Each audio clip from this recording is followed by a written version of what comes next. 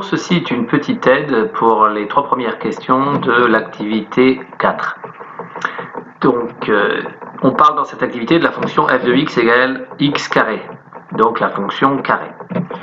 Donc cette première partie, j'insiste pas trop parce qu'elle porte sur la partie fenêtre graphique qu'on n'utilisera pas tout de suite. La deuxième partie, ici, nous parle du tableur, et ça on va l'utiliser. Donc la question 1, qui porte sur la série de nombres de la première colonne ici, vous demande de donner la nature de la suite dont les nombres ici sont les premiers termes. Donc la nature, c'est soit géométrique, arithmétique ou quelconque, et les éléments caractéristiques, ça va être le premier terme, et la raison, si elle est géométrique ou arithmétique. Les variations, donc pour les variations de cette suite, il suffit de regarder comment évoluent les nombres qui sont là, s'ils sont croissants, si la suite est croissante, donc s'ils vont en s'agrandissant, ou décroissants, s'ils vont en diminuant. Et on vous dit vers quelle valeur semble-t-elle tendre, donc on sous-entend qu'elle va vers un nombre fini, et il suffit de regarder les derniers nombres pour avoir une idée de cette limite. C'est ce qu'on appelle la limite. Pour la question 3, on utilise la deuxième colonne.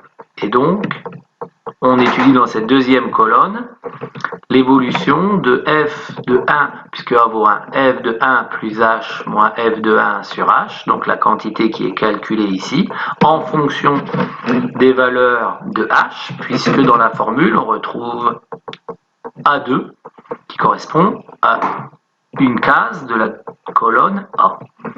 Et donc, on a f de 1 plus h moins f de 1 sur h, qui est là, et qui correspond bien à ça.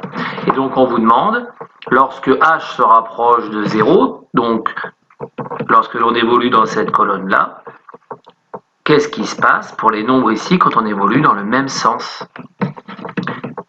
Et on vous demande comment semble évoluer la quantité f de 1 plus h moins f de 1 sur h. Donc quand on regarde si ces nombres vont en croissant ou en décroissant, et surtout, s'ils tendent vers un nombre, si on peut conjecturer, supposer qu'ils tendent vers un nombre fini.